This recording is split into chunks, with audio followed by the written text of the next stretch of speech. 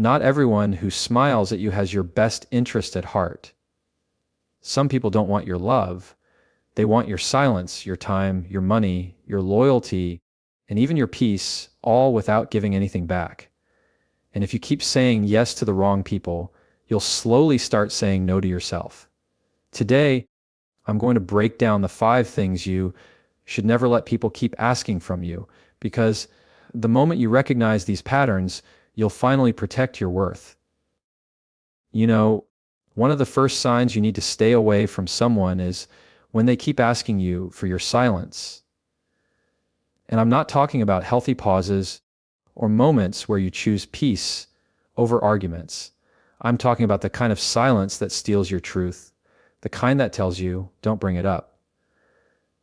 Don't say how you feel. Don't question me. Just let it slide. Because here's the reality. The people who constantly ask for your silence, they're not trying to protect you. They're trying to protect themselves.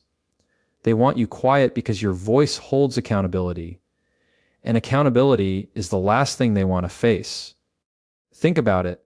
How many times have you walked away from a conversation and thought, I should have said something. I should have spoken up. But you didn't because you were made to feel like keeping the peace was more important than telling the truth. You swallowed your words to avoid conflict. You buried your feelings so they wouldn't be uncomfortable, and maybe for a moment it felt easier. But later, that silence weighed heavier than anything you could have said out loud. That's the danger of giving people your silence when they demand it. It doesn't just protect them. It starts to damage you. Slowly, you begin to believe your feelings don't matter. Your thoughts don't matter. Your truth doesn't matter. And let me tell you, when you believe that, you're no longer in a relationship. You're in a cage. And here's what makes it tricky. People who ask for your silence usually frame it as love. They'll say, why are you always starting something? Or, can't you just let it go? They'll make you believe that silence is the noble thing to do, the mature thing to do. But let me ask you something. Is it really love if it requires you to shrink yourself to keep it alive? Is it really maturity if one person gets to speak freely and the other is told to bite their tongue? That's not love. That's control. Your voice is the most powerful tool you have in any relationship. It's how you express needs, set boundaries, share dreams, resolve conflict. When someone keeps asking you to silence that voice, they're not just asking you to be quiet, they're asking you to disappear. And little by little, you will. You'll start agreeing when you don't. You'll smile when you want to cry. You'll nod when everything in you is screaming, this isn't right. And one day, you'll look in the mirror and wonder how long it's been since you recognized yourself. Here's what I want you to remember. Your silence should be your choice, not someone else's request. There's a difference between choosing peace and being forced into silence. Choosing peace means you value yourself enough to walk away from pointless arguments. Being forced into silence means someone else values themselves enough to never hear the truth. And those are 2 very different things. So, if someone constantly asks you to stay silent about your feelings, your concerns, or their behavior, pay attention. That's not someone who loves you. That's someone who loves what your silence gives them: freedom from accountability, freedom from change, freedom from truth. And the longer you give it, the more they'll take it. Don't let anyone convince you that silence is the price of love, because real love doesn't need you to disappear to survive. Let's talk about the second thing people will ask from you that you should stay away from: your time. Because here's the truth: your time is the one thing you can never get back. You can earn more money. You can get back opportunities. You can even rebuild relationships. But once someone has taken your time, it's gone forever. And if you keep giving it away to the wrong people, you'll find yourself drained, frustrated, and wondering why you never have the energy for the things that actually matter to you. The people who misuse your time rarely do it in big, obvious ways. It's not always someone showing up with a giant clock in their hands asking for your hours. No, It's subtle. It's the friend who only calls you when they need something. It's the partner who wants you around for their convenience but disappears when you need support. It's the coworker who constantly interrupts you with their problems but is never there to help solve yours. And here's the tricky part. They'll make you feel guilty for even questioning it. They'll say things like, "You're always busy," or "Why can't you just make time for me?" But notice how it's never about making time for you. It's always about you rearranging your life to fit their needs. And when someone does that over and over again, what they're really telling you is this your time is not as valuable as mine. Now, let me ask you, how many hours have you spent sitting in conversations that went nowhere, doing favors for people who didn't appreciate it, or waiting around for someone who never showed up? How many times did you walk away feeling like you just invested a piece of your life you'll never see again? That's what happens when you give your time to people who don't respect it. It's not just about losing a few minutes. It's about slowly losing pieces of yourself. The most dangerous thing about this pattern is how it creeps in unnoticed. You tell yourself, it's just this once. You convince yourself it's not a big deal. But little by little, you start building a life where your schedule is full, yet your soul is empty. And that emptiness comes from constantly showing up for people who would never show up for you. Here's what I want you to hear: people who truly value you don't just take your time, they invest in it. They give back. They make your time feel like it mattered. And you know the difference because when you walk away from those interactions, you feel lighter, not heavier. You feel energized, not drained. You feel seen, not used. So, when someone repeatedly asks for your time without giving anything back, that's not a relationship. That's a transaction. And the cost is too high. Your time should be going toward the people and the things that build you, not the ones that break you down. It's not selfish to protect your time. It's necessary. Because the wrong people will waste it without a second thought, but the right people will cherish it as the gift it is. Your time is your life. Spend it wisely. The third thing you need to stay away from is people who keep asking you for your money. And let me be clear, there's nothing wrong with helping people. There's nothing wrong with generosity, with lending a hand when someone's going through a hard season. That's part of being human. But when someone repeatedly comes to you, not once, not twice, but over and over again, with no intention of changing their situation, no effort to stand on their own feet, that's no longer help. That's dependency. And dependency will drain you faster than anything else. See, money has a strange way of revealing character. When someone borrows from you and genuinely appreciates it, they usually find a way to give back, not always in dollars, but in respect, in gratitude, in effort. But when someone sees your wallet as their safety net, it shifts the entire balance of the relationship. Suddenly, you're not equal. You're a resource. And resources aren't valued for who they are, they're valued for what they can provide. Think about it. How many times have you gotten that call or that message, and before they even get to the point, you already know what's coming? And maybe you give in, not because you want to, but because you feel guilty if you don't. You convince yourself, it's just this once. But deep down, you know it's not the last time. Because people who see you as their financial solution don't stop asking. They stop when you stop giving. And here's the real danger. It's not just the money you lose. It's the trust. It's the respect. It's the relationship itself. Because every time you hand over what you've worked for, without accountability, without change, you feel a little more used. And once you feel used, resentment starts to grow. And once resentment is there, it poisons everything else. Now, I want you to hear me on this: generosity is not the problem. Enabling is. When you keep bailing someone out without ever requiring them to step up, you're not saving them, you're keeping them stuck. And in the process, you're depleting yourself. The sad part is, many times, they don't even see the damage they're doing to you. Because when someone gets comfortable living off your effort, They stop noticing the effort altogether. There's another layer to this too. Money isn't just currency. Money is energy. It's hours of your life you traded at work. It's sacrifices you made to save. It's discipline, sweat, late nights, early mornings. So when someone takes your money without respect, they're not just taking bills, they're taking pieces of your life. And if they don't honor that, they don't honor you. Some people will say, but isn't it selfish to say no when someone needs help? And my answer is no. It's selfish of them to repeatedly take without ever giving back.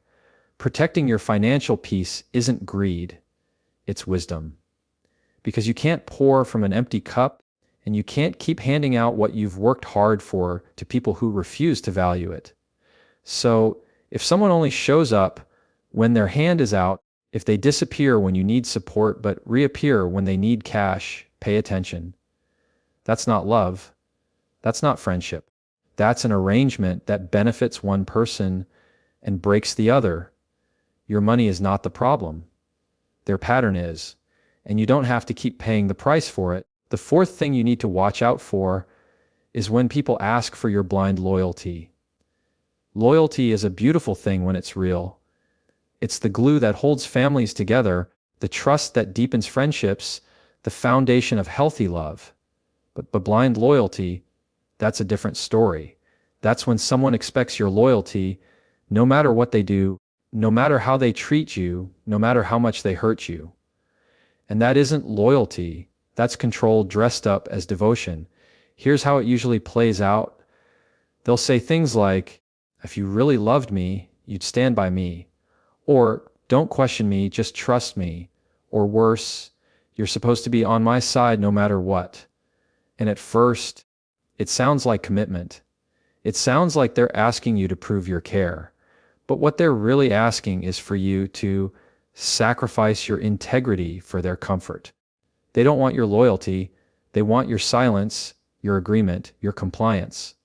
And when you give that to them, even once, it sets the stage for more. Because blind loyalty doesn't just ask you to stand beside someone, it demands that you stand behind them, even when they're wrong. And that's dangerous, because suddenly you're no longer living your truth. You're living theirs. The problem with blind loyalty is that it chips away at who you are. You start excusing behaviors you would never tolerate in anyone else. You justify actions that go against your values. You defend choices that deep down you know are destructive.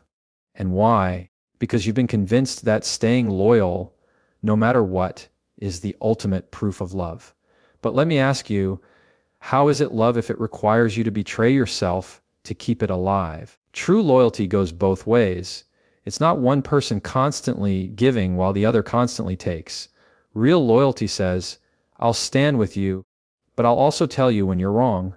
It says, I'll support you, but I won't enable your bad choices. It says, I love you enough to be honest, even if that honesty costs me something.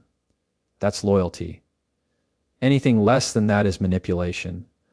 You can always tell when someone wants blind loyalty, because the moment you disagree, they punish you for it. They'll guilt you. They'll question your love. They'll make you feel like you're betraying them simply because you had the courage to speak up. And if you're not careful, you start believing it. You start thinking, maybe I am being disloyal. Maybe I should just let it go. And little by little, you lose yourself trying to hold on to them. But here's the truth, if someone's loyalty to you depends on you being quiet, then it's not loyalty they're after, it's control. If they can't handle your honesty, your perspective, your boundaries, then they don't want a partner, a friend, or a family member. They want a follower. And you were never meant to live your life as someone else's follower. The hardest part is recognizing that saying no to blind loyalty might cost you the relationship. But let me tell you this, losing someone who demands blind loyalty is never a real loss. Because the people who truly value you will never ask you to betray yourself in the name of proving love. Loyalty is powerful, but it's only powerful when it's mutual, when it's rooted in respect, when it allows honesty and accountability to exist. Anything else isn't loyalty. It's bondage. And you don't owe anyone that. The fifth thing you need to stay away from is people who keep asking for your peace. And sometimes they don't even use words to ask for it. They take it in how they act, in what they bring into your life, in the way they turn every room heavy the moment they walk in. Peace is priceless. It's the quiet inside you when you're alone. It's the calm that lets you sleep at night. It's the steady ground that keeps you from falling apart. And if someone costs you that, no matter who they are, they cost you too much. Think about how this shows up. There are people who thrive on chaos. They'll stir up drama just to have something to feed on. Every conversation turns into conflict, every little issue into an argument. And when you try to protect your peace, they accuse you of being cold, or distant, or uncaring. But protecting your peace doesn't mean you don't care. It means you care enough about yourself not to drown in someone else's storm. Then there are those who take your peace through constant negativity. You know the ones. Every solution you offer, they shoot down. Every good moment, they find the flaw. Every time you're excited about something, they drain it with doubt. And over time, that constant weight starts to wear you down. Because peace doesn't just mean the absence of noise, it also means the presence of joy. And if being around someone consistently steals your joy, they're not just costing you peace, they're robbing you of life itself. And then there are people who take your peace with their instability. One day they're warm, the next they're cold. One day they're loving, the next they're cruel. You never know which version of them you're going to get. And so, without even realizing it, you start walking on eggshells. You start overthinking every word, every action, every text. And before long, you're not living freely anymore. You're living cautiously, always calculating, always adjusting, always bracing for impact. That is the exact opposite of peace. The tricky part is that people who keep taking your peace will make you feel guilty for protecting it. They'll say you're selfish for pulling away. They'll call you heartless for not engaging in every fight. They'll accuse you of being the problem when really you're just done being their solution. And that's the moment you have to decide, do I keep sacrificing my calm so they can keep their chaos, or do I finally choose myself? Choosing your peace doesn't mean you hate them. It doesn't mean you don't love them. It doesn't even mean you wish them harm. It simply means you're not willing to sacrifice your sanity just to keep someone else comfortable. And if that makes them upset, that's because they were benefiting from the chaos more than you realized. Peace is not optional. Peace is survival. Without it, you can't think clearly, you can't dream boldly, you can't live fully. It's the foundation for everything else in your life. And if someone keeps asking for it, whether through drama, negativity, or instability, you have to learn to say no. Because no relationship, no friendship, no connection is worth the cost of your peace. At the end of all of this, it really comes down to one simple truth: you've got to protect your boundaries. Because boundaries aren't walls. They're not about shutting people out or living in isolation. Boundaries are about deciding what you will and won't allow in your life so that you can stay healthy, so that you can stay whole. And without them, you'll find yourself being pulled in 100 directions, drained by everyone else's demands, while you slowly lose yourself in the process. The thing about boundaries is that they're not always obvious. Nobody comes up to you and says, "Hey, I'd like to cross the line here." No, it's subtle. It's the friend who always takes and never gives. It's the partner who dismisses your feelings as overreacting. It's the family member who manipulates you with guilt every time you say no. And little by little, if you're not careful, you realize that your life has been shaped by what others want from you instead of what you know is right for you. The problem is that many of us were taught that saying no is selfish, that putting ourselves first means we don't care about others. But that's not true. A boundary doesn't mean you don't love them. It means you finally love yourself enough to stop breaking your own heart for their comfort. Boundaries don't destroy real relationships. They reveal them. The people who genuinely respect you will respect your limits. The ones who only valued what they could take from you will get upset, maybe even walk away. And as hard as that is, it's actually a gift.